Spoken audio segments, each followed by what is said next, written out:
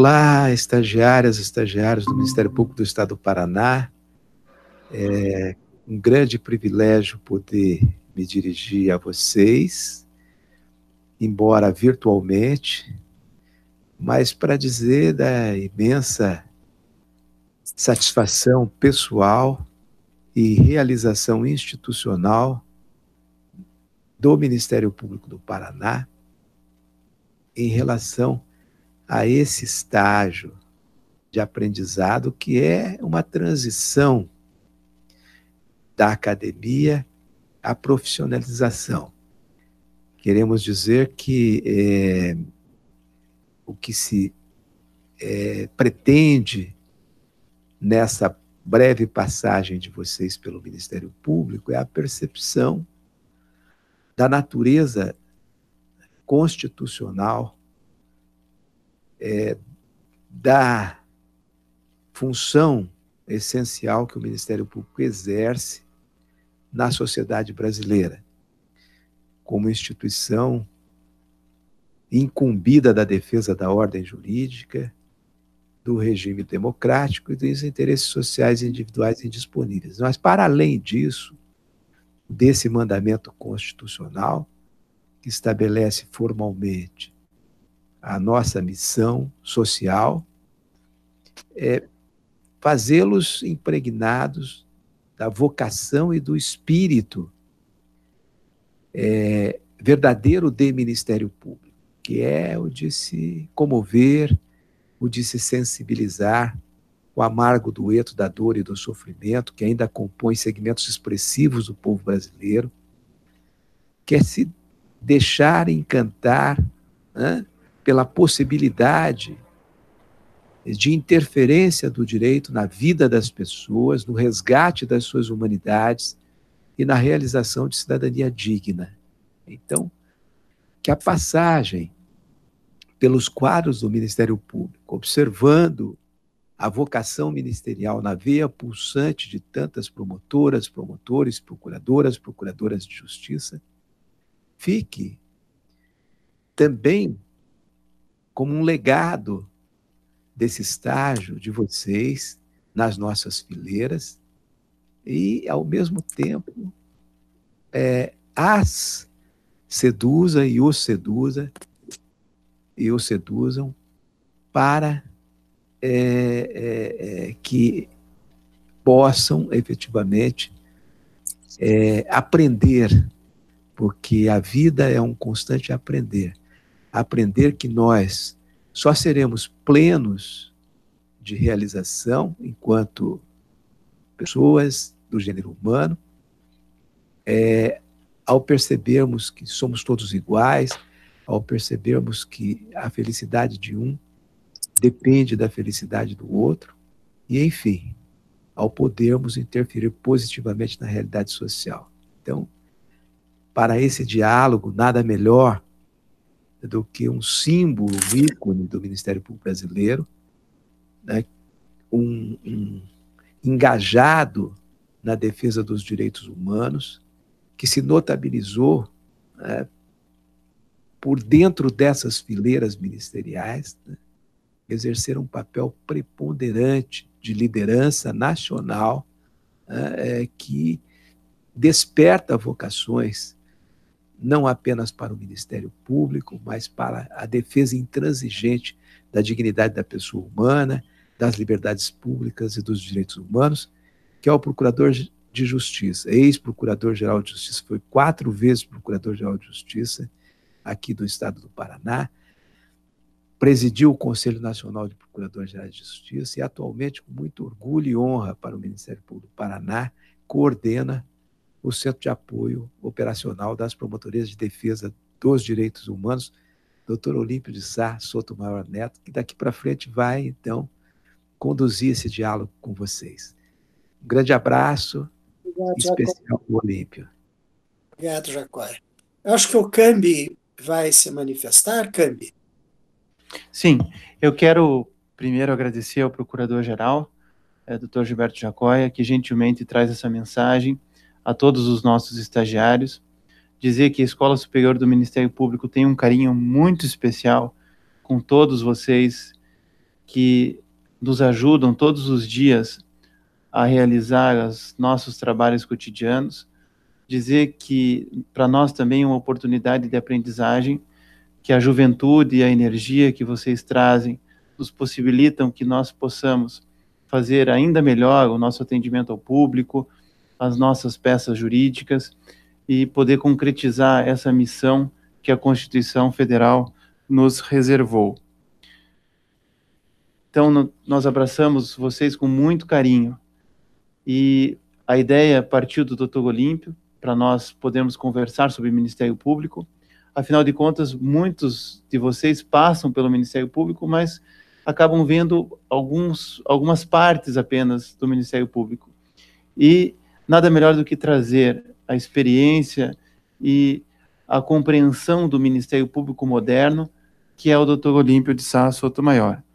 Ele é o responsável pela construção desse Ministério Público da Constituição Federal de 88, tem uma colaboração inestimável para o engrandecimento do Ministério Público do Paraná e do Brasil, tem marcas profundas na construção de um direito mais humano, mais justo, a exemplo do Estatuto da Criança e do Adolescente, do qual ele foi e continua sendo um dos grandes entusiastas, de modo que nós não poderíamos ter uma tarde mais agradável, começando com o nosso querido Gilberto Jacóia e ouvindo agora o Dr. Olímpio de Sá Sotomayor Neto. A Escola Superior do Ministério Público, por intermédio do Departamento de Estágio, está sempre aberta. Os servidores, na pessoa do Paulo Gimenez, que é o seu coordenador, continuamos trabalhando para que você de casa possa continuar conectado com o nosso Ministério Público. Muito obrigado, doutor Jacóia. Muito obrigado, doutor Olímpio. Tenho certeza que será uma tarde muito agradável para todos nós. Muito bem. Eu cumprimento a todos e a todas. Agradeço a participação inicial do Procurador-Geral de Justiça, Gilberto Jacóia.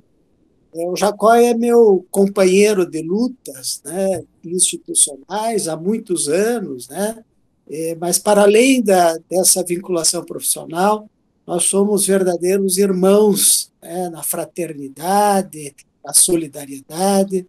O Jacóia é um ser especial que não só possui conhecimentos jurídicos extraordinários, né, quanto mestre, doutor, pós-doutor, mas tem uma sensibilidade especial, com a capacidade de empatia extraordinária, de saber se colocar no lugar do outro, e a partir daí buscar sempre uma intervenção positiva, uma intervenção justa, né, enquanto agente do Ministério Público.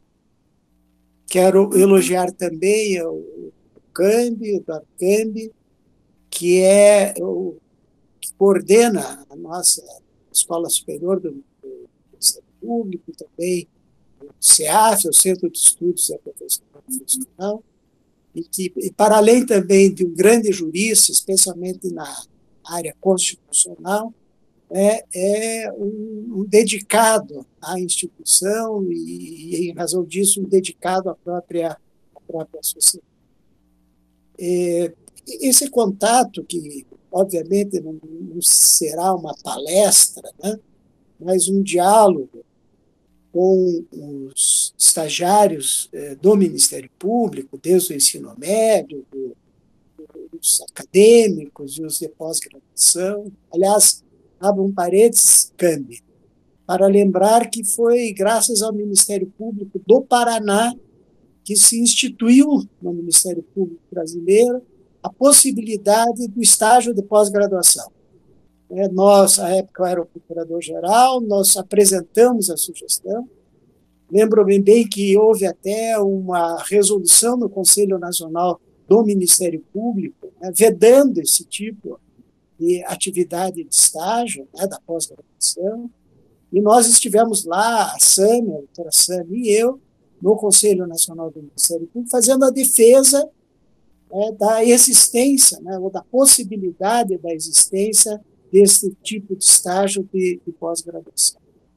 Enfim, falar com os estagiários significa, eu não diria despertar vocações, mas ampliar, propósito de ampliar vocações no que diz respeito ao Ministério. Dizer que eu completei já 43 anos de Ministério Público, entrei no Ministério Público em março de 1975, e que tenho o mesmo entusiasmo. Eu, cotidianamente, vou ao Centro de Apoio Operacional das Promotorias de Justiça de Proteção aos Direitos Humanos, com o mesmo entusiasmo que tinha quando, das minhas primeiras semanas de promotor substituto. Eu sou alguém apaixonado por público, me considero realizado profissionalmente e pessoalmente em razão do Ministério Público. Eu sou um homem do Ministério Público. Tudo que eu tenho de melhor, apartada as questões familiares, que são importantes, tudo que eu tenho de melhor veio do Ministério Público, das minhas ações junto à instituição e junto à sociedade. Eu vivi uma transposição dentro da instituição, de um momento em que a nossa instituição rompe definitivamente com as suas raízes de patrocinador dos interesses dos reis e dos poderosos, para se constituir na mais legítima instituição em defesa dos mais significativos interesses da sociedade. Eu vivi o momento em que um promotor de justiça ingressou com um mandato de segurança, com uma ação popular para ver anulado um ato ilegal e lesivo de um prefeito municipal, e a resposta do Poder Judiciário foi no sentido de que aquele promotor de justiça não tinha legitimidade para ingressar no seu lugar. Ele poderia fazê-lo enquanto cidadão, mas não como integrante da instituição. Enfim, no momento em que, embora o Ministério Público já fosse indicado como grande defensor da sociedade, como instituição destinada à defesa dos melhores interesses sociais, sequer se admitia a propositura de uma ação para, como eu disse, ver anulado um ato reconhecidamente lesivo e ilegal praticado pelo chefe do Poder Executivo Municipal. Essa transposição vai se dar com inúmeras legislações que foram, tempos a tempo, surgindo no ordenamento jurídico brasileiro, desde a emenda complementar 40 até a lei da Segurança Civil Pública, e como marco deste processo evolutivo, a Constituição de 1988. A Constituição que passa a tratar a nossa instituição não só como uma instituição permanente, essencial à função jurisdicional do Estado, a quem incumbe a defesa da ordem jurídica e dos interesses sociais individuais disponíveis, mas principalmente por ter estabelecida ao Ministério Público a incumbência de defesa do regime democrático. Este é um dado fundamental para se compreender essa nova conformação constitucional do Ministério Público, o compromisso da instituição com a democracia e em razão disto, uma atuação direcionada a que as promessas de cidadania contempladas no ordenamento jurídico pudessem chegar à vida cotidiana de milhões de brasileiros que se encontravam e que, infelizmente, ainda se encontram afastados da possibilidade do exercício dos direitos elementares da cidadania, de pessoas que não participam dos benefícios produzidos pela sociedade, que experimentam a desigualdade social e, por isso mesmo, devem ter a opção preferencial de atuação do Ministério Público. Mas, a partir do texto constitucional, eu faria algumas considerações exatamente nesta análise já inicial feita pelo CAMB, de que os estagiários, né, cada um se encontra numa determinada atividade do Ministério Público. E, às vezes, conclui o estágio tendo atuado apenas num campo, né, de responsabilidade institucional. A minha ideia é, a partir do texto constitucional, fazer algumas considerações sobre como eu disse, esse novo Ministério Público que advém da Constituição de 1988. Faço, então, a observação inicial de que é de previsão constitucional ter um Ministério Público, um órgão privativo no exercício da ação penal pública. Né? É interessante que as pessoas, enfim, imaginam que está sendo dito óbvio aí, né, que promover a ação penal pública é a atuação privativa do Ministério Público, mas eu lembro, né, para quem não lembra ou para quem jamais soube, que nós vivemos épocas em que a ação penal podia se desencadear por portaria do delegado de polícia ou mesmo por portaria judicial.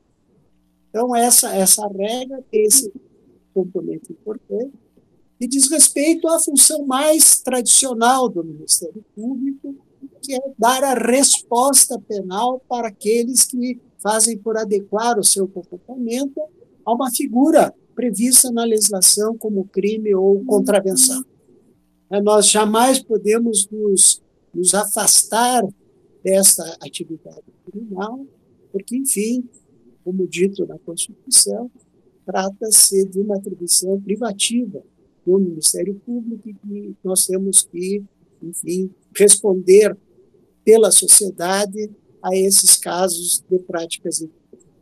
Nesse aspecto, vale dizer, e a gente espera que isso ocorra cada vez mais, que as malhas do direito penal possam alcançar não só os criminosos da criminalidade profissional, mas possa também alcançar definitivamente aqueles criminosos econômico-financeiros, criminosos do colarinho branco, os funcionários corruptos, especulatários, enfim, aqueles que muitas vezes, com uma única ação, desviam recursos extraordinários dos cofres públicos, exatamente os recursos que seriam necessários para implementar políticas públicas, né, como saúde, como educação, como assistência social.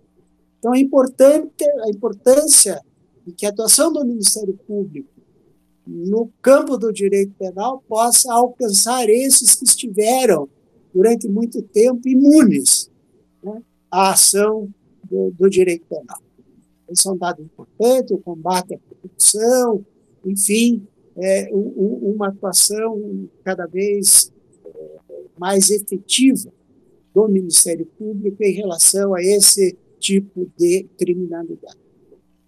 No texto constitucional também, ao se indicar as funções institucionais mais relevantes, eu destaco aquela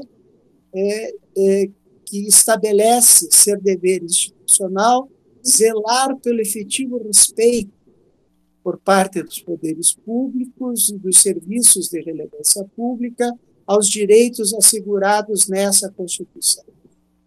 Essa função corresponde ao que vários autores denominam de defensor do povo.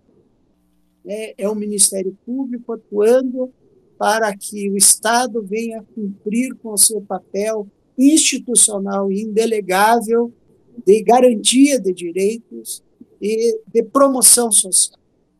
Mais do que nunca, aliás, nós estamos vivendo um momento, né, que deixa bem claro da importância do Estado cumprir com esse papel. É agora que nós vemos a importância do Sistema Único de Saúde, é agora que nós vemos a importância de mecanismos que possam garantir assistência social para quem dela necessite, enfim, da importância do próprio Estado.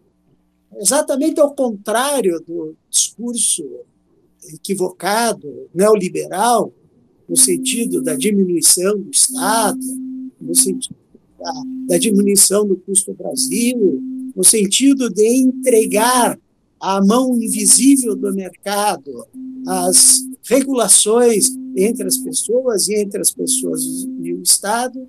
Hoje, mais do que nunca, inclusive pela pandemia que nós vivemos hoje, é o reconhecimento da importância do Estado responder às suas funções institucionais.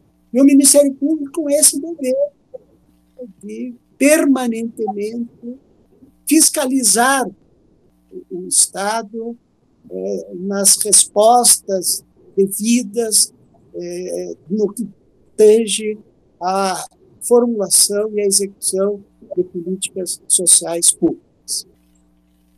O outro ponto, eu me referi já ao inciso primeiro do artigo 129 da Constituição Federal, me referi agora ao inciso segundo, e o inciso terceiro diz respeito à promoção do inquérito civil e da ação civil pública para a proteção do patrimônio público, social, do meio ambiente e de outros interesses e de outros interesses sociais. Essa regra, né, é mais ou menos uma reprodução daquilo que já estava previsto na Lei da Ação Civil Pública, mas complementada com essa regra de ampliação da atuação do Ministério Público com a utilização do inquérito civil, com a utilização da ação civil pública para a defesa de qualquer interesse coletivo ou difuso. Essa regra de ampliação é fundamental para se compreender a ampliação extraordinária da importância da intervenção do Ministério Público, diz a Constituição, promovendo as medidas necessárias à sua garantia. Então, o Ministério Público tem legitimidade para propor qualquer medida que necessária se mostre para a defesa dos interesses coletivos e difusos, dos interesses desses valores sociais mais significativos. Aqui, dizer também da importância do inquérito civil, embora existam outros legitimados para a propositura da ação civil pública, somente o Ministério Público tem possibilidade da instauração do inquérito civil. E, a partir da instauração do inquérito civil, fazer a requisição de informações, tanto para órgãos públicos como para entidades privadas, acerca da matéria específica do objeto do inquérito civil. E também, nesse mesmo contexto, dizer que a experiência desses anos tem demonstrado a possibilidade de se solucionar aquela questão relativa ao interesse coletivo sem ser necessário se requerer a prestação através dos termos de ajustamento de conduta, possibilidade de dar uma solução positiva para aquela situação, sem, como eu disse, ser necessária a propositura de uma ação pública, de uma denúncia, cujo resultado, ainda que positivo, pode chegar, não sei, dali quanto tempo, infelizmente, ainda há uma demora dos julgamentos, ainda mais quando se trata de questões complexas como essas próprias dessa sociedade. De se reconhecer a importância de solucionar questões significativas para a sociedade na esfera administrativa. Sempre, como eu disse, é necessário o ingresso de uma medida judicial que deva daí cumprir os seus ritos, deva se submeter aos intermináveis recursos, enfim, né, para uma decisão que não se sabe quando vai ocorrer. Aí a importância, né, da Constituição estar atenta àquilo que ocorre na realidade. Aliás, eu sempre digo que a lição mais importante que aprendi nesses 40 e tantos anos de Ministério Público foi no sentido de reconhecer que a realidade social e a justiça devem estar presentes em todos os momentos da vida do direito. Nós somos os agentes do Ministério Público, do nosso tempo, né, do nosso espaço. O promotor de justiça tem que ter olhos e coração, né, para enxergar a situação experimentada pela população do espaço onde ele atua.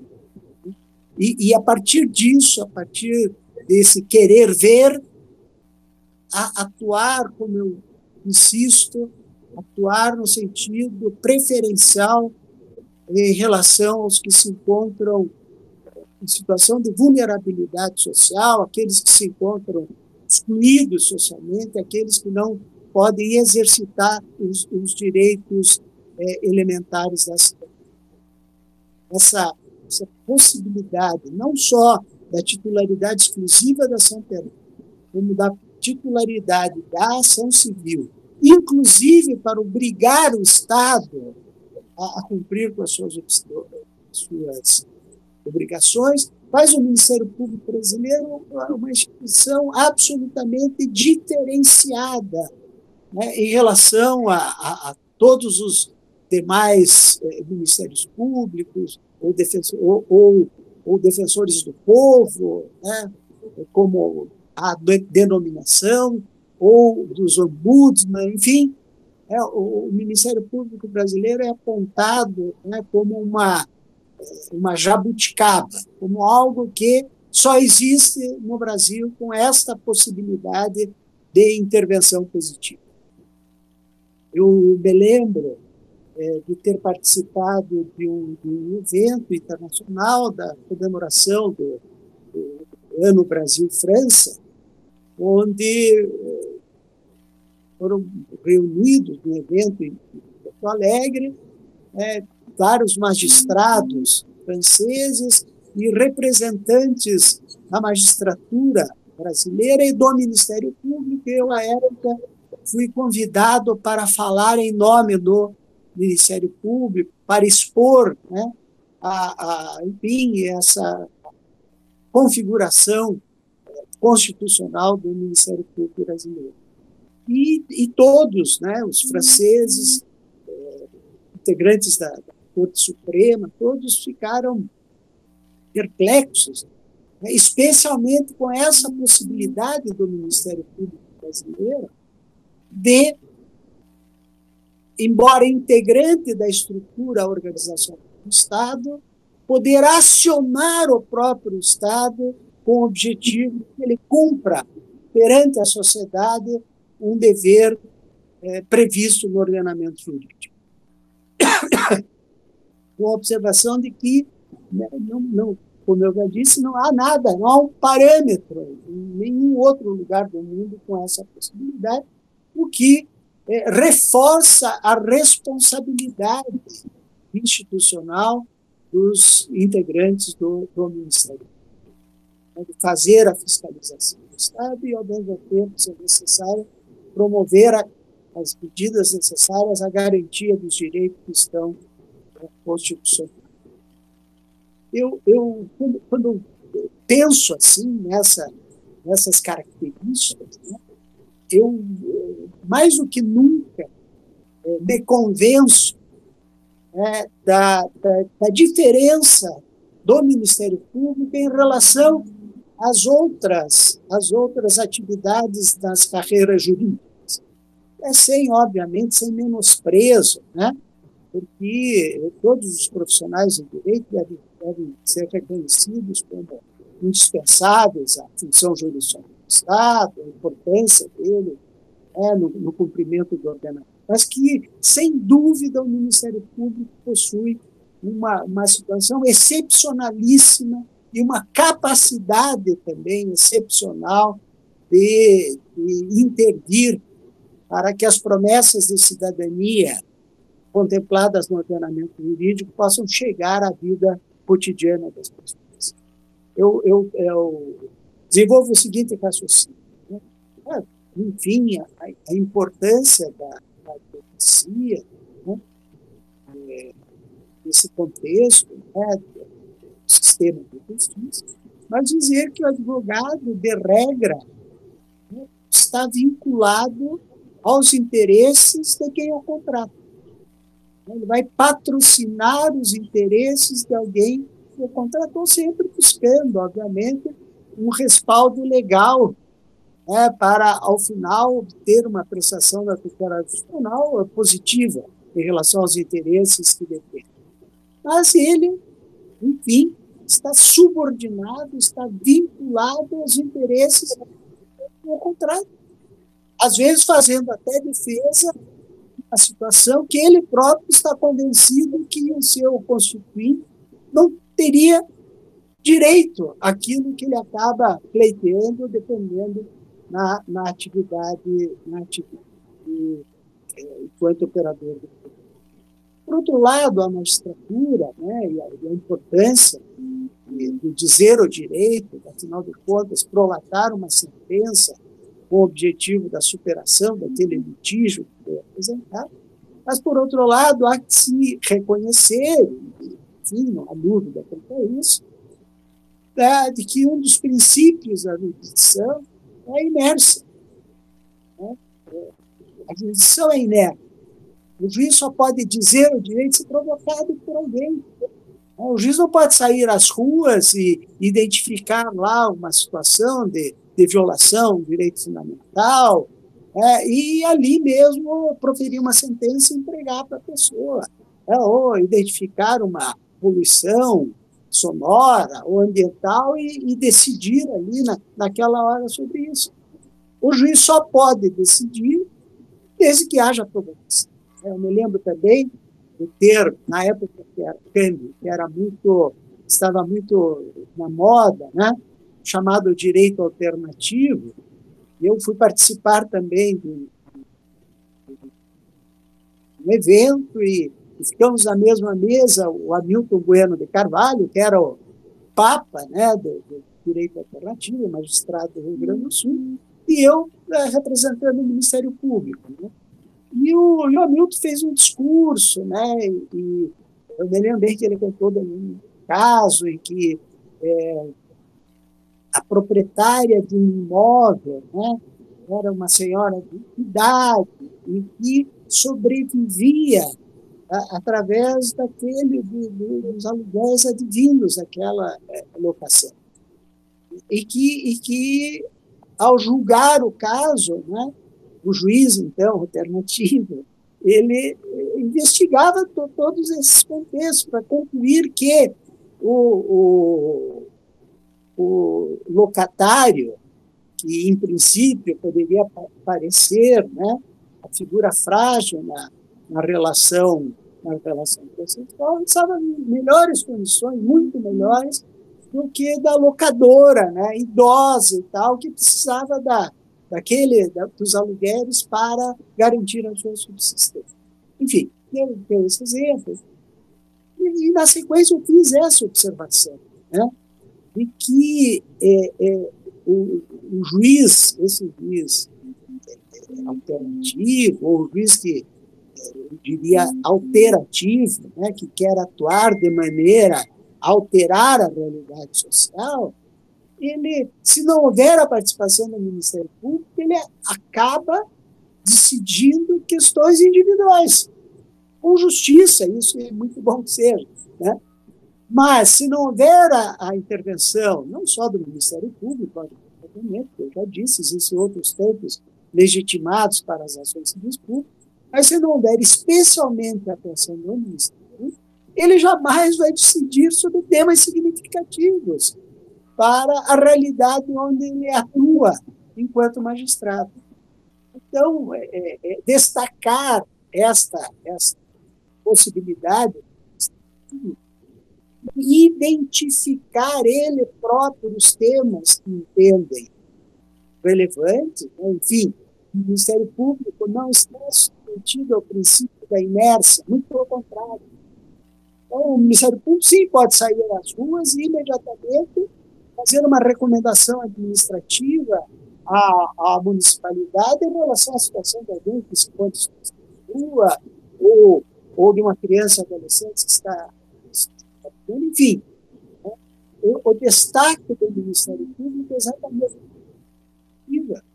o Ministério Público poder ele próprio identificar aquilo que reconhece como de interesse da sociedade e tomar as medidas administrativas ou judiciais sem depender de ninguém. Então, nem ele está vinculado previamente a uma determinada posição jurídica, tal lugar, nem ele depende de uma provocação, né, para a atuação, como ocorre com o Poder Judiciário. E aí, reforçando essa possibilidade de decidir na esfera administrativa, né? Hoje, se nós vamos lá verificar em relação aos inquéritos e ações públicas, nós vamos ver um número extraordinário de inquéritos que se encerram com o termo de ajustamento com a solução daquele caso na esfera administrativa. Então, destacar isso, né?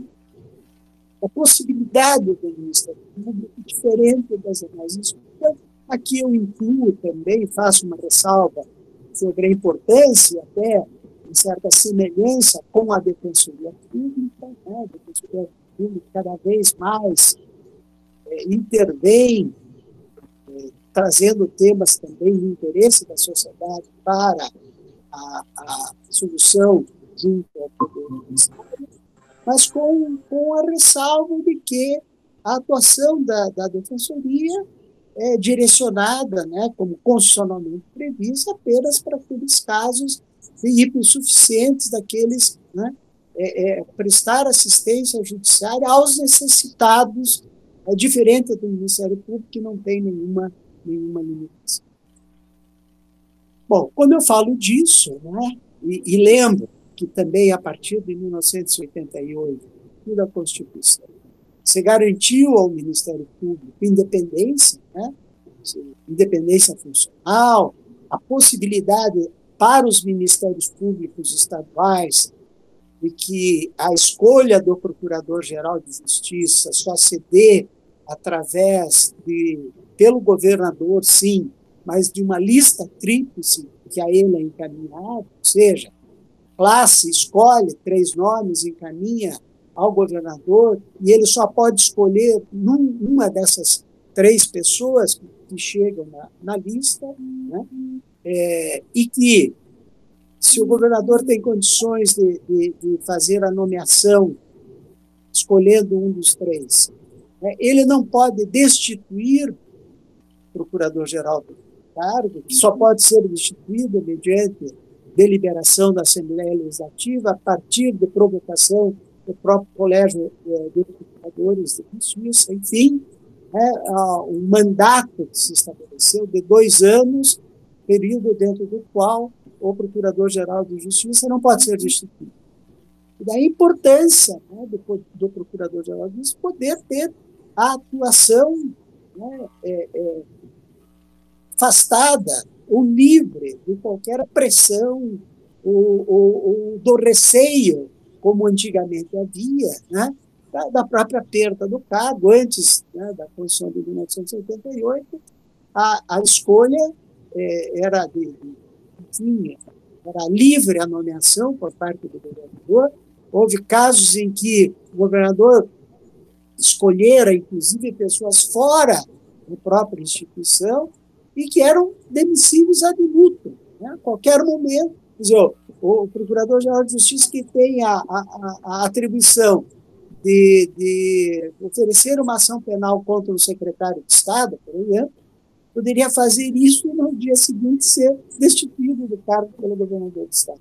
Então, há autonomia, né, autonomia funcional, mas também autonomia administrativa e autonomia financeira, né, especialmente o Estado do Paraná, que tem previsão orçamentária, né, de um percentual da Lei de Diretrizes Orçamentárias, que em todo orçamento há a destinação, então, dos recursos para o regular funcionamento do Ministério Público.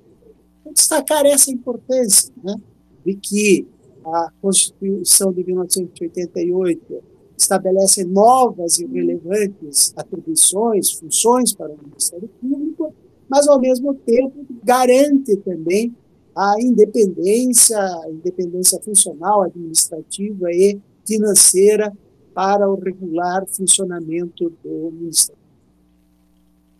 É assim que eu vejo, né? Você pode chegar numa comarca, ser promotor, e mudar a realidade, né? Você se inteirar daquilo que está acontecendo, identificar os temas sociais mais significativos e ter uma atuação extraordinária de transformação social.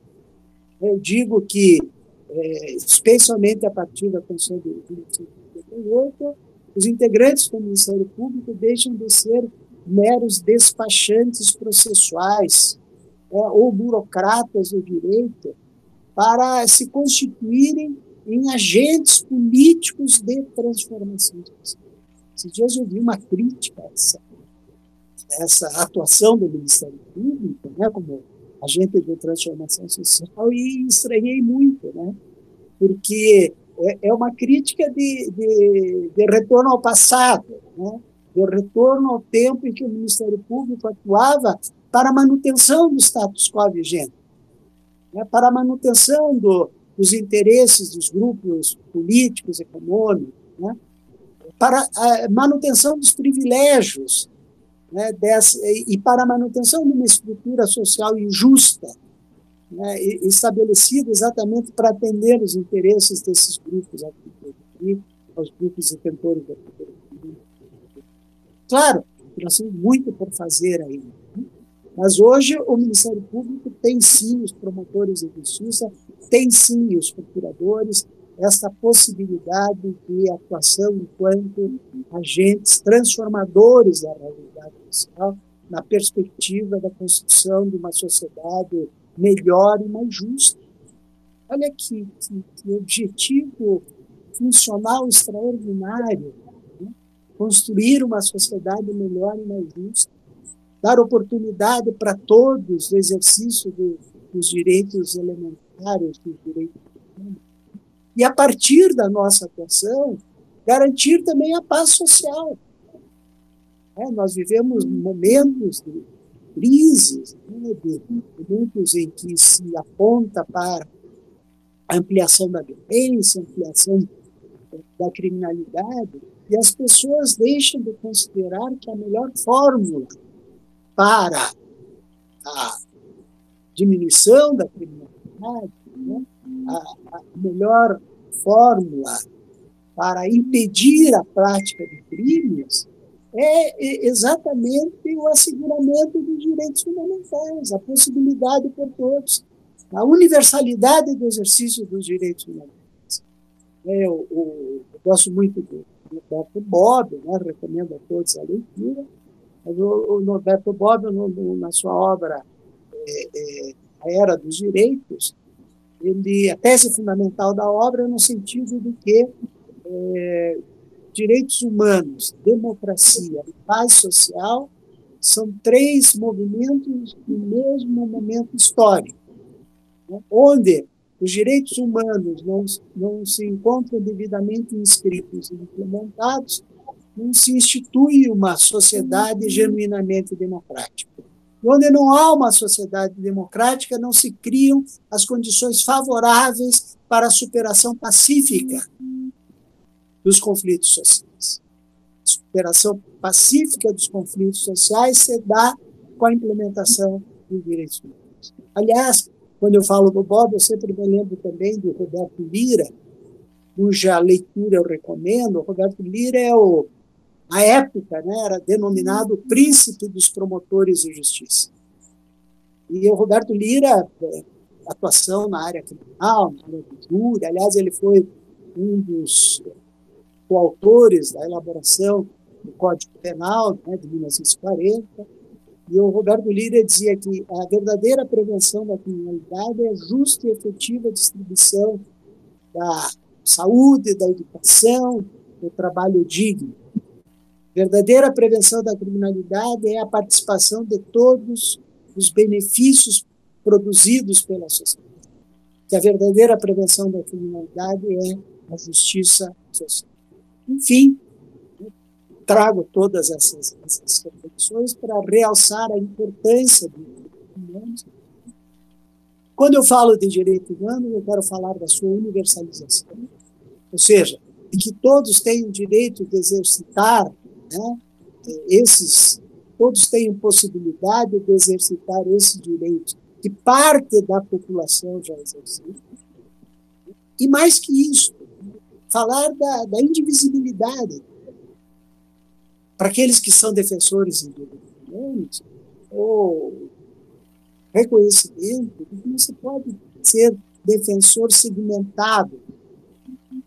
Pode ser defensor dos direitos das crianças e adolescentes e não ser dos idosos. Pode ser defensor dos interesses dos idosos e não ser do meio ambiente. Pode ser do meio ambiente e não ser dos direitos do consumidor.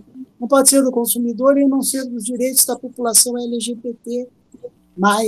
Não pode ser da população LGBT+, e não ser defensor da promoção da igualdade racial, ou não ser defensor da promoção da igualdade de gênero.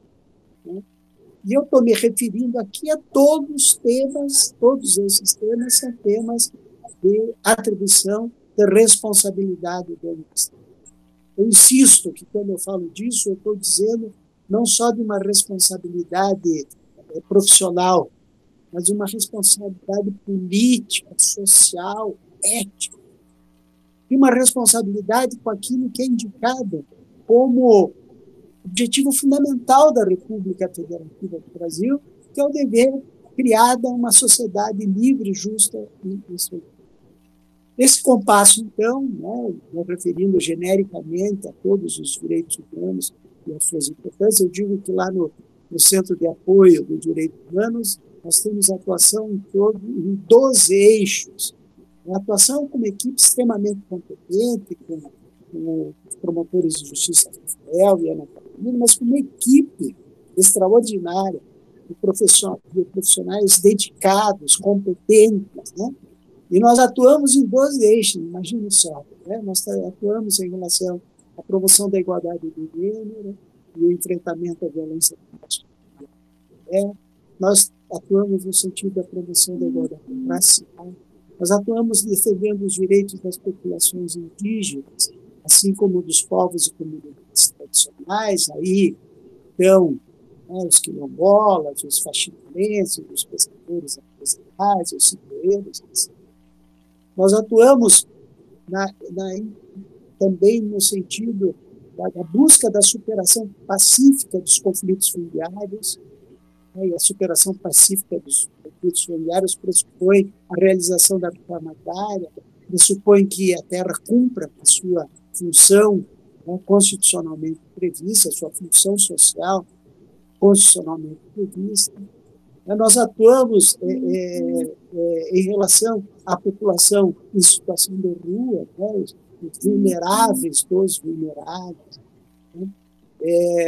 Atuamos na implementação do Sistema Único de Assistência Social, atuamos em relação ao direito humano à alimentação adequada. Enfim, um campo extraordinário de atuação, de responsabilidade do Ministério Público, e que eu diria, né, exceto a coparticipação de algumas entidades da sociedade civil, se não for o Ministério Público a intervir positivamente nesse serviço, se não for o Ministério Público na via administrativa ou judicial adotar as medidas legais cabíveis, nós vemos que não há quem faça.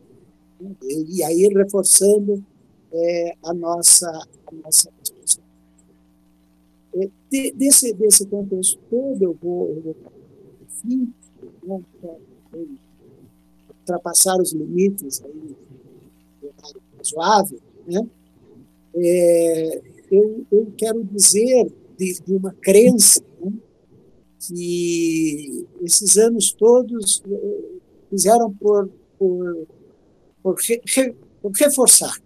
Esses anos todos fizeram por reforçar a crença de que nós, operadores do direito em geral, e integrantes do Ministério Público em especial, nós devemos cumprir o comando constitucional que se refere à prioridade absoluta para a infância jovem. Ou seja, nós não vamos construir essa sociedade, essa desejada sociedade melhor e mais justa, se continuarmos perdendo gerações e gerações de crianças e adolescentes para a subcidadania, para a exploração, para a opressão, para a exclusão social. Então, diz o texto constitucional e o Estatuto da Criança e do Adolescente que prioridade absoluta significa, no que mais importa, preferência na formulação e na execução de políticas públicas e na destinação privilegiada de recursos para a infância e a juventude. Aqui no Paraná, nós sempre tivemos duas grandes bandeiras em favor da infância. A primeira no sentido de que lugar de criança na família, e está correto, porque a família é a principal agência de socialização do ser humano, é o espaço de afeto necessário para o desenvolvimento sadio das crianças e adolescentes. A outra bandeira no sentido de que lugar de criança é escola, e diz a Constituição, o sistema educacional é espaço adequado para o desenvolvimento pessoal, de capacitação ao trabalho e de preparo para o futuro exercício da cidadania.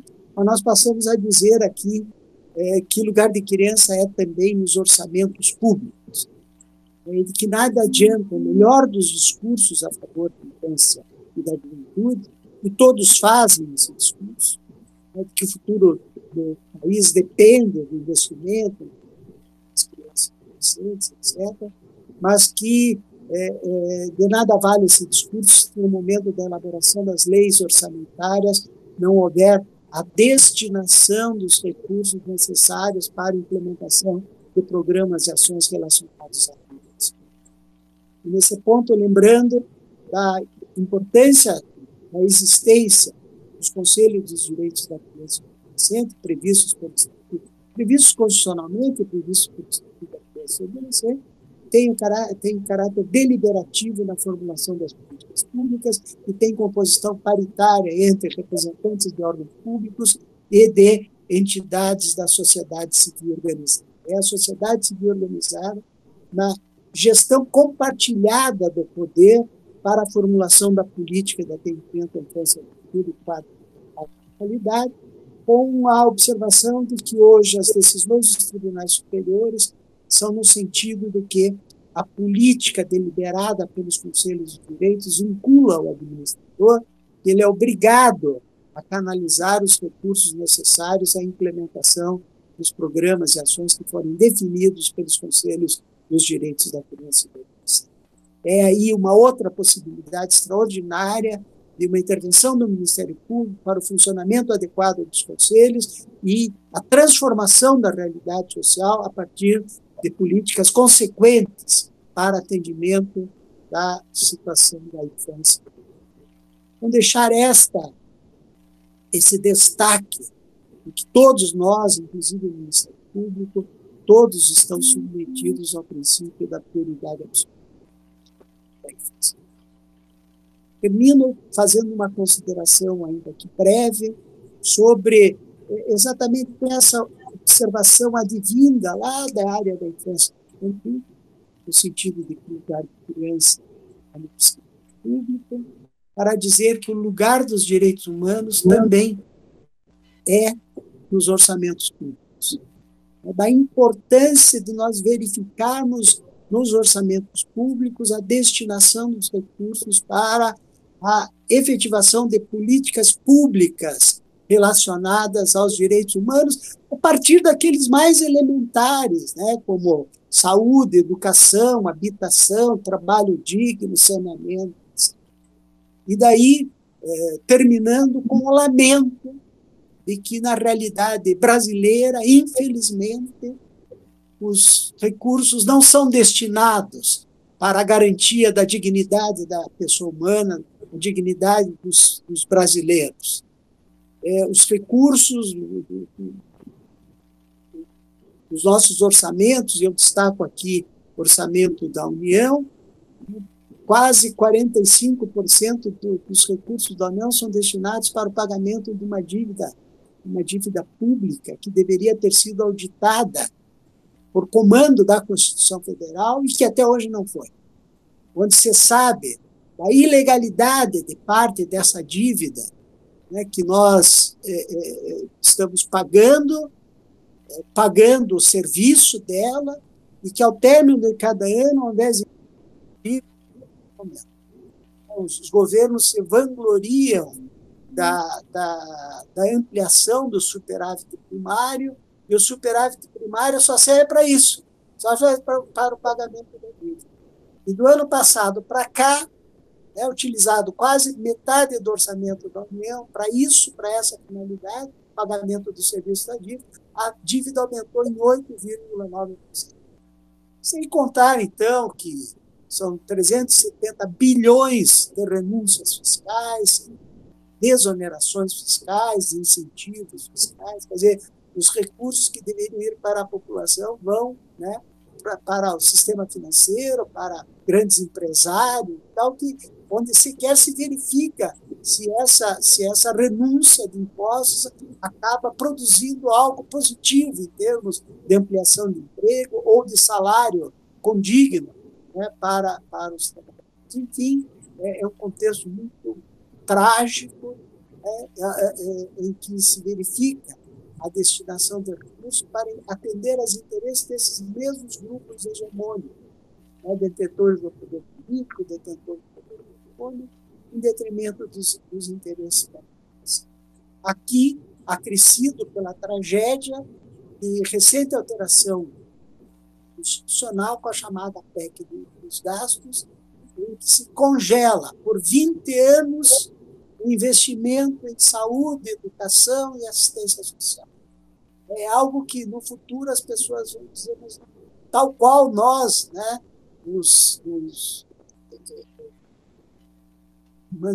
nutrimos sentimento de perplexidade com o tempo que o Brasil demorou para abolir a escravatura, no futuro as pessoas dizem, mas é incompreensível. Quer dizer que houve um congelamento do investimento em patamares que já eram insuficientes para a implementação das políticas públicas de saúde, de educação, de assistência social. Quer dizer que são quase 11 milhões de pessoas passando fome no país, sem assistência social e com congelamento dos investimentos, né? Os hospitais sem poder dar atendimento adequado, as escolas sem o sistema educacional, sem creche, sem garantia de creche, sem garantia de pré-escola, enfim, né, num contexto de insuficiência das políticas públicas, nós fazemos esse congelamento e, ao mesmo tempo, daí retiramos direitos trabalhistas, retiramos direitos previdenciários, quer dizer, é um desgoverno absoluto, né? E agora, então, com o governo Bolsonaro, nós atingimos um nível absurdo, né? Enfim, pela própria figura do presidente, que é misógino, xenófobo, que é, enfim, nós vamos fazer um rol, né, misógino, e, enfim, agora conduz o Estado brasileiro né, para esse suicídio coletivo, né, com a questão do coronavírus. Mas o coronavírus foi bom, né, porque pela primeira vez as pessoas estão dizendo que existem pessoas passando fome. Né? Pela primeira vez está se falando da existência de indígenas subnutridos. Estou falando dos quilombolas, está se falando daqueles que se encontram à margem dos benefícios produzidos pela sociedade. Está se falando da falta de saneamento básico, está se falando da falta de moradia. Né? E mais que isso, está se falando exatamente de quem produz a riqueza, que são os trabalhadores. Então, às vezes eu falo, tem uma reunião lá dos empresários, né, do espaço produtivo. Não, hoje está muito claro, né, o que produz riqueza é o trabalhador, e por isso estão querendo que o trabalhador, né, se exponha ao coronavírus, que pegue ônibus lotado e tal, para que, né, a economia não pare, e eu acho que esse também é um reconhecimento. Enfim, desculpe já fazer essas conexões todas, porque, como eu disse, a realidade social deve estar presente, né, em todos os momentos da vida. Mas a minha expressão de satisfação de ter essa oportunidade, ter tido essa oportunidade, certamente o Dr. Gilberto Jacóia, na sequência, né, terá a oportunidade de falar também com vocês. O Gilberto Jacóia merece todos os elogios, né, não só pelo seu discurso, mas pela sua prática.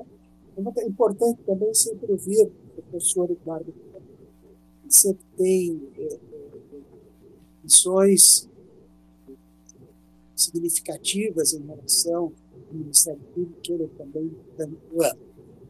Então, agradeço essa oportunidade, espero ter ajudado nessa reflexão, como eu disse, não só de despertar vocação, mas de ampliar vocação em relação ao Ministério Público, e dizer que, através do Ministério Público, é possível, sim, combater as injustiças, é possível, sim, fazer opção pela construção de uma sociedade melhor e mais justa. Então, aqueles que estão já vinculados à instituição enquanto estagiários, continuem. Né? Nós temos casos de promotores de justiça que fizeram estágio de ensino médio, fizeram estágio acadêmico, depois de pós-graduação, e hoje são promotores de justiça.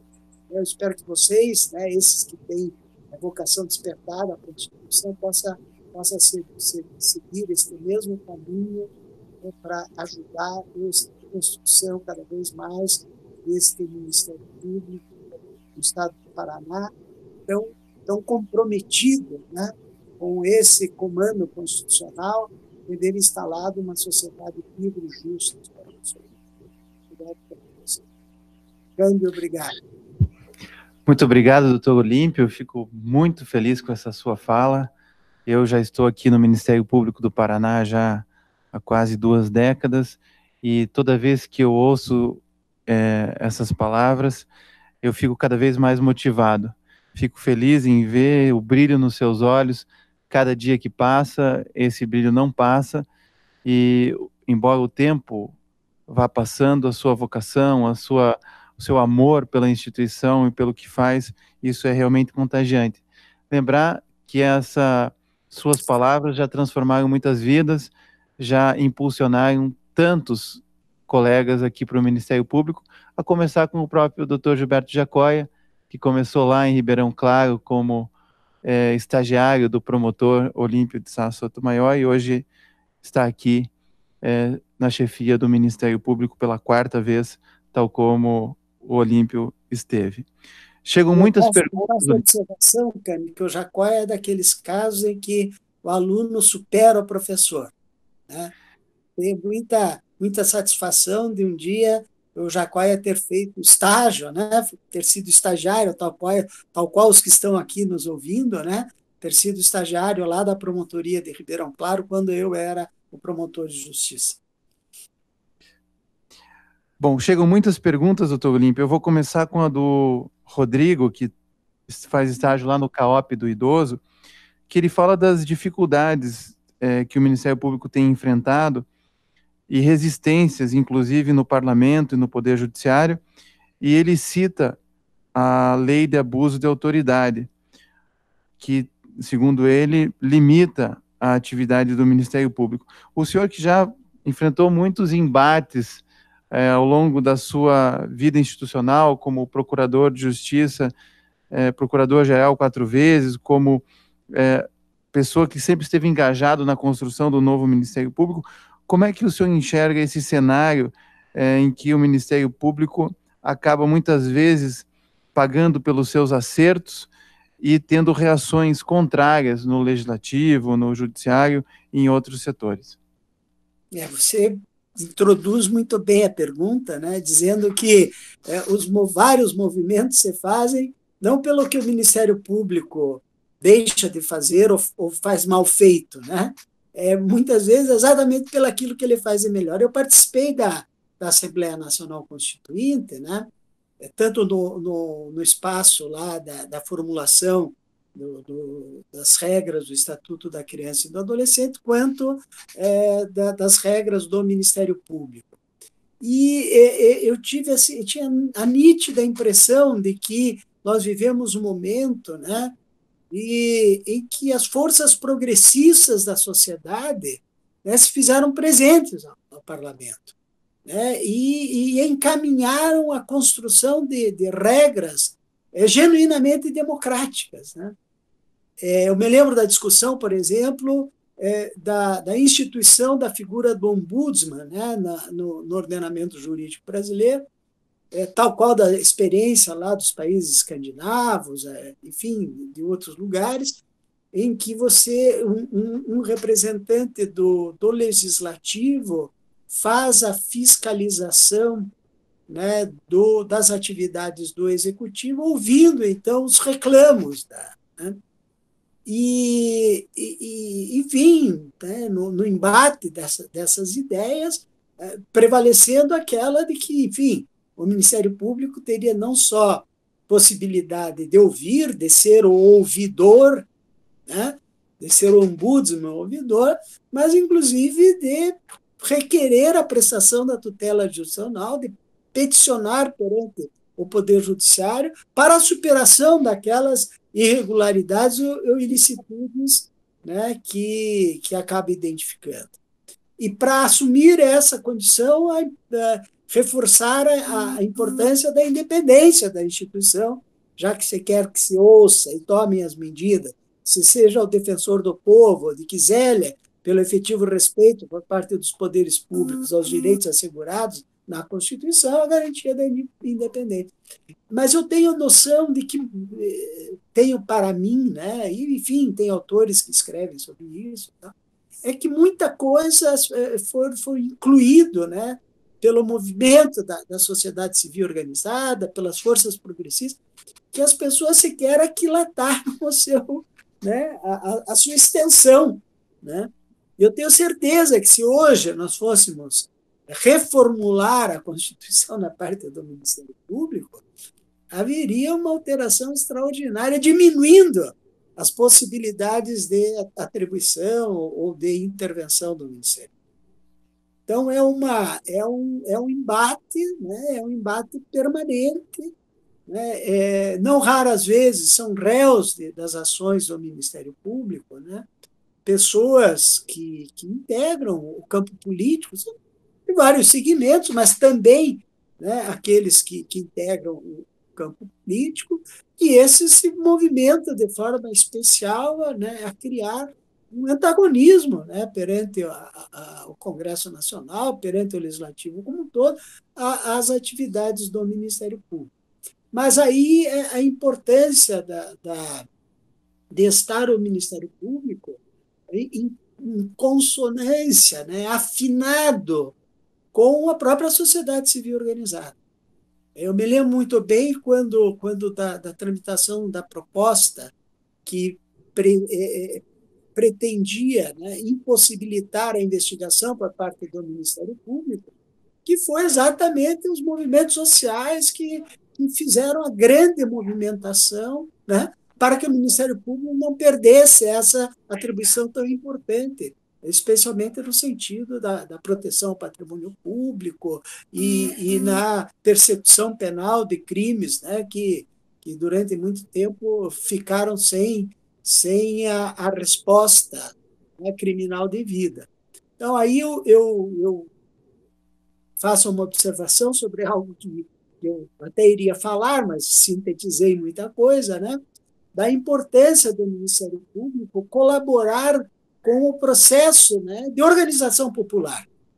A importância do promotor de justiça chegar na sua comarca, e não só o promotor, aí como o Ministério Público como um todo, com os seus assessores, né, com os seus servidores, com os próprios estagiários, né, de colaborar com esse processo da organização popular no sentido da defesa do meio ambiente, ou da defesa do consumidor, ou da defesa da infância, enfim, né, estar presente e muitas vezes ser o braço jurídico desses movimentos sociais.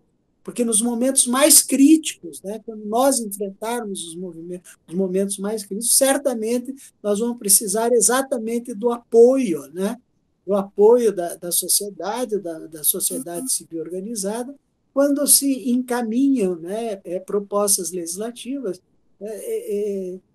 direcionadas, né, ao enfraquecimento, à fragilização do Ministério Público, como essa recém, né, sancionada lei do abuso da autoridade, que não se escamoteou, né, se sabia qual era a direção, tanto que, em relação ao abuso de abuso da autoridade em relação às forças policiais, né, que são frequentes, né? Aliás, deixei de dizer que uma das incumbências institucionais das mais importantes do Ministério Público é o controle externo das atividades policiais, né, diante da corrupção, diante da violência, né, não raras vezes praticadas pelas forças policiais.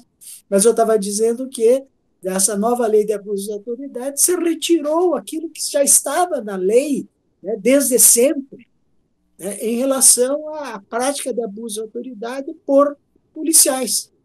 Então, se imagine que se altera a lei e da lei se exclui a possibilidade de responsabilização do policial que atua com abuso de autoridade. Então, infelizmente, é esse contexto. Né? Felizmente, né, o atual governo, o atual presidente, não conseguiu ainda levar a cabo todas as propostas que ele já anunciou. Né? Ele, fragilizado como se encontra hoje, ele, né, tem até dificuldade de fazer tramitar no Congresso Nacional determinadas matérias, mas ele pretendia, isso foi dito, né? Pretendia a diminuição da imputabilidade penal, pretendia acabar com o 13º salário, pretendia agora, recentemente, a manifestação no sentido da extinção daqueles percentuais constitucionais, né, obrigatoriamente previstos, né, nos orçamentos para saúde e educação. Quer dizer, é uma tragédia total, né? Mas, enfim, vamos ver já que a história é pendular, né, vamos ver se daqui a pouco nós mudamos para algo completamente diferente daquilo que nós estamos experimentando hoje, inclusive esta parte, né, de querer penalizar o Ministério Público pelo aquilo que ele faz é melhor, né? Não pelo que ele faz de ruim, que daí não teria nenhum problema, mas sim pelo que ele faz de melhor. Olímpio, chegam várias perguntas, eu vou tentar resumir para ver se a gente consegue não extrapolar muito o tempo. Qual que é o tempo que nós temos, Cambi? Eu acho que mais uns 15 minutos, pode ser, doutor Olímpio? Tá bom, eu vou tentar, então, responder mais sinteticamente. Tá, tem várias perguntas. Tem várias perguntas no sentido da eficiência do sistema penal. O Ministério Público, como o senhor bem disse, é o titular da ação penal pública, muito embora a gente tenha um sistema que acaba encarcerando. O Brasil é o 3º maior país do mundo com encarceramento. A gente acaba encarcerando uma parcela mais pobre da população. O senhor tem experiência com os movimentos sociais, da criminalização dos movimentos sociais, como o Sem Terra, por exemplo. o senhor atua também nas questões da população LGBTI, da questão da homofobia, né? Então, a pergunta é no sentido de como tornar mais eficiente, como o Ministério Público pode tornar mais eficiente o sistema penal, se essas medidas, como o acordo de não persecução penal, que possibilita uma gama maior de negociação do Ministério Público com o autor do crime, isso melhora o sistema penal, e como que se deve atuar com essas leis diante de uma sociedade tão desigual como é a brasileira. Muito bem formulada a pergunta, né? A criminologia crítica, né, apresenta como tese a ideia de que determinadas pessoas, diante da desigualdade social, determinadas pessoas experimentam condições reais de vida tão adversas, insuperáveis pelos meios tidos como legais ou legítimos, que acabam impulsionados no sentido da criminalidade. E daí é o discurso do Roberto Lira, é o discurso do Norberto Bobbio, né, no sentido de que a prevenção da criminalidade se faz com garantia do exercício de direitos fundamentais. Se todas as crianças tivessem direito de acesso à creche, à pré-escola, ao sistema educacional, né, de ingresso, de permanência, de sucesso no sistema educacional, se o adolescente tivesse possibilidade de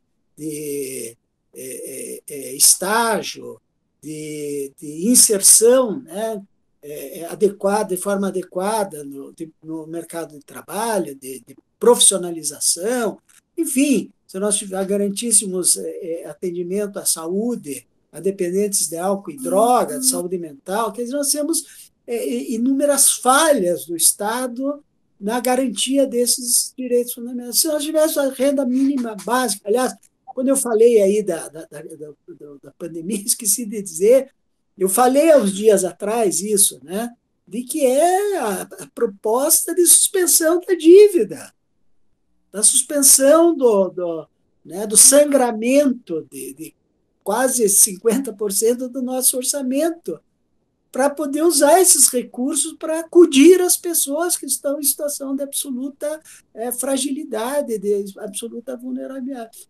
Agora, a Comissão Interamericana de Direitos Humanos acabou de baixar uma resolução, 0120, né, tratando da questão de direitos humanos e o coronavírus, dizendo, né, um dos artigos lá se refere exatamente à suspensão do pagamento da dívida. Por que não se faz isso? Por que está se pensando em diminuir o salário das pessoas, né? E não se pensa em suspender a dívida? Eu diria suspender a dívida e só reiniciar o pagamento depois da realização da auditoria que está prevista, né, na Constituição, e que já se sabe que essa dívida, por isso que ela não é uma dívida interna, é uma dívida eterna, né, porque ela pratica, além da ilegitimidade, né, da contração da dívida, e aí, no período da Revolução, da ditadura, no período da ditadura militar, houve uma ampliação de 1000% de forma ilegal da dívida, né? Mas, além disso, da questão da legitimidade da dívida, nós temos situações da ilegalidade, da prática do anatocismo, que é a cobrança de juros sobre juros, por isso que ela é eterna, por isso que você tira 40% do orçamento da União e aumenta a dívida ainda, né? Porque se pratica o anatocismo, que o Supremo Tribunal Federal já disse que é ilegal, né? Enfim, eu estou misturando esses conceitos, né, para dizer que é necessário encaminhar recursos para a garantia dos direitos fundamentais da pessoa humana, que daí você diminui a criminalidade, daí o Brasil não vai estar lá juntos lá com os Estados Unidos e com a Rússia e tal, daqueles que mais prendem, né? E prendem desnecessariamente porque são pessoas, como diz a criminologia crítica, impulsionadas à prática de crime diante de uma determinada situação. E, ao mesmo tempo, não prendem aqueles cujo dano das suas condutas ilícitas, né, produzem a criminalidade convencional. Esses grandes fraudadores do fisco, os grandes especulatários, esse pessoal todo, né, produz a criminalidade convencional, né, já que a falta de políticas públicas acaba impulsionando, né, no sentido da criminalidade. Enfim, falando mais praticamente, eu diria que nós precisaríamos acabar com essa duplo campo probatório, né, de você ter o inquérito policial, depois ter novamente no processo penal, daí a reprodução dessas provas, da testemunha que desaparece, da testemunha que... além da ineficiência, né, de todo o sistema de justiça, e especialmente da polícia judiciária, né? E aí eu incluo o Ministério Público, né? Tem determinados crimes que deveriam ter prioridade de intervenção, dentre eles os crimes dolosos contra a vida, né, sem dúvida, né, e que, enfim, o Ministério Público vai ter ciência da ocorrência de um homicídio, né, sei lá quantos meses depois, daí que já desapareceram as provas, que daí a perícia não foi feita, daí a testemunha que estava lá assistiu já não é mais encontrada, quando nós deveríamos ser avisados imediatamente da prática de um crime como esse, e o Ministério Público estar junto lá, orientando já desde logo a polícia e quais as diligências que deveria realizar. Enfim, né, eu sei que na realidade brasileira isso é impossível, né, como ocorre em outros países, da polícia estar subordinada à orientação do Ministério Público quanto à investigação que deva fazer, né? Isso não, acho que nós não temos mais clima, até porque a bancada da bala no Congresso Nacional é muito mais relevante, né, do que nós, que já nem temos mais representantes, por um equívoco histórico que se impediu, né, os membros do Ministério Público a ter participação político-partidária, a ter cargo eletivo. Nós, dentro do Congresso Nacional, nós jamais vamos mudar essa situação, e estamos lá com um inquérito falho, para uma atuação no processo penal falho e sem resultado, né? Eu acho que quando se analisa principalmente os crimes de homicídio, quantos deles chegam ao resultado condenatório, é uma coisa horrível, né? Que nem deveria existir, né, um mecanismo que pudesse funcionar tão mal quanto nesse e em outros casos. Olímpio, eu vou fazer a última pergunta, vou resumir aqui a pergunta do Eric, a pergunta do Rodrigo e a pergunta do Gustavo. Esse se identificou, é lá de Nova Esperança. Eles perguntam, Olímpio, qual deve ser a atuação do Ministério Público em relação à pandemia do Covid-19?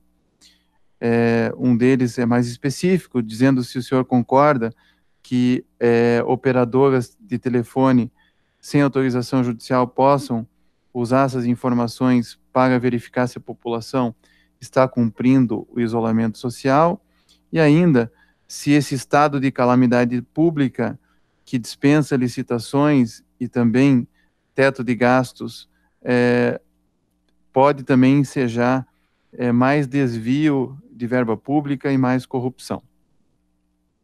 É um momento de calamidade, né? De um lado, eu gostaria de destacar nesse momento a importância de se olhar para as populações vulneráveis. Quer dizer, é um olhar que já deveria, um olhar que deveria ser permanente, que já deveria existir, mas pelo menos agora, né, se fala da existência dessas pessoas e nós temos que estar intervindo, né? O Ministério Público tem feito recomendações permanentes em relação à condição da população em situação de rua, condição dos indígenas, enfim, dessas populações vulneráveis, das periferias, dos catadores de recicláveis, enfim, né? Eu acho que nós temos a instituição tem que estar com um olhar agora, né, voltado para essas pessoas que, mais do que nunca, precisam de ver o Estado cumprindo com o seu papel de promoção social. Esse é um ponto. Segundo, eu acho que há por parte do governo federal, nem diria do governo federal, mas do presidente da República, uma irresponsabilidade extraordinária, inclusive é capaz de submetê-lo, né, a julgamento perante a justiça brasileira ou perante os tribunais internacionais, né, que é o de estimular o rompimento do isolamento tão necessário, né, para se evitar uma ascendência absoluta, né, progressiva e exponencial dos casos de contaminação. Então, nós temos, se houvesse uma linha, né, única de todos os entes federativos, a partir do governo federal, estados, municípios, eu acho que não seria tão necessário essa exigência permanente de que haja o isolamento, né? Algo tão óbvio, né? Não saia para se contaminar, não se exponha para ver. Né? Mas daí o presidente vai lá e diz que isso daí é só um resfriadozinho, uma gripinha, eu sou atleta, não estamos vendo, né? Morrendo aí atletas, morrendo banqueiros, morrendo de tudo quanto que é jeito, embora também vendo morrendo mais as pessoas integrantes das camadas empobrecidas, né, e despossuídas. Né. Eu só acho que ali a gente precisa ter um cuidado. Eu acho que está certo o Ministério Público quando exige, né, que uma abertura em relação ao isolamento social, né, que uma abertura ao isolamento social tenha justificações científicas, né, ou seja, quase todos os municípios e estados do Brasil estabeleceram isolamento social, né, por razões científicas, acompanhando a orientação da Organização Mundial de Saúde, das secretarias. Aliás, faço o registro aqui do trabalho, como sempre, competente, né, do nosso centro de apoio lá das promotorias de saúde pública, do Marco Antônio Teixeira, dos demais colegas e tal, e que se posiciona exatamente nessa linha. Se pretende alterar, se pretende flexibilizar, onde é que está o fundamento científico para esse tipo de... Então, acho que isso é uma coisa importante para o Ministério Público estar atento, mas também me preocupa os exageros, né? Os exageros que nós não estamos em estado de sítio, né? Nós estamos em estado de calamidade pública e tal. Quer dizer, não dá para ter toque de recolher e sair prendendo quem eventualmente tenha saído à noite, né? Eu acho que nós temos que trabalhar nessa perspectiva de um Estado de direito democrático. Acho também que essa intenção de monitorar celulares e tal ofende princípios, né, constitucionais da privacidade, da individualidade, enfim. Né, eu acho que a gente não pode ultrapassar esse limite. Tem que haver toda a concentração de esforços no sentido do isolamento social, que é o que é recomendado cientificamente, mas sempre dentro de um limite, né, do Estado de Direito Democrático, então daqui a pouco nós vamos nos perder também nessas ações, né, nos aproximando de práticas daí autoritárias e violentas e tal, eu acho que não é o caso.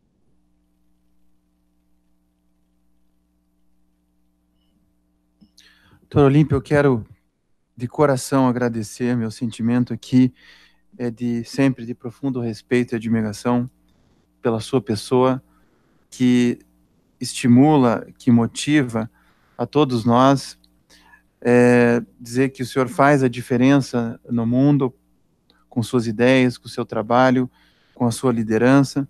É muito bom ouvi-lo sempre, e essa iniciativa que partiu até de você é muito bonita, para falar com os jovens, para que a gente faça esse intercâmbio das diversas gerações que nós temos aqui no Ministério Público.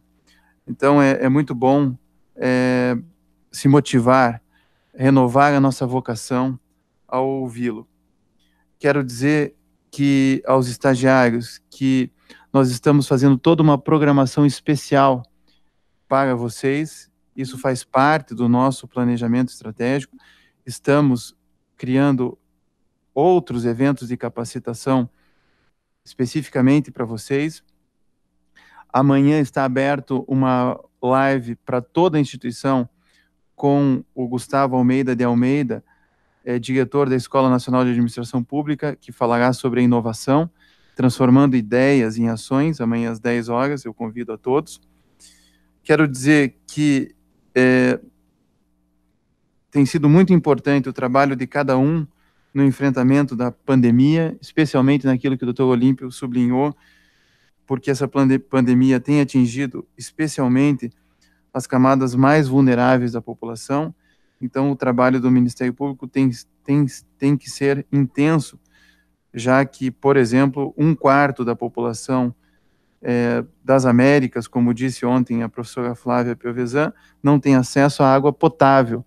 Sem água não se tem higiene, sem água não se lavam as mãos, sem água a contaminação é muito maior. Por isso a gente pede e reitera que, se puder, fiquem em casa, para que a gente possa dar exemplo e fazer cumprir as determinações de saúde da Organização Mundial de Saúde, da Organização Pan-Americana de Saúde, do Ministério da Saúde. Dr. Olímpio, então, muito obrigado mais uma vez por contribuir com a nossa formação. Eu que agradeço a oportunidade. Você estava falando da questão da água, né? Você veja só, nós tínhamos aqui algumas situações, infelizmente, com intervenção do Ministério Público, proibindo a instalação de sistema de águas e de energia elétrica a áreas não regularizadas. Nós fizemos uma recomendação aos concessionários dos serviços públicos, dizendo que isso é um direito essencial, né? Corresponde ao mínimo existencial, aquilo que diz respeito à dignidade da pessoa humana. Mas olha só que coisa incrível, né? Não se dar acesso à água potável, você acabou de falar, e ainda se querer impedir que leve a essa. Né?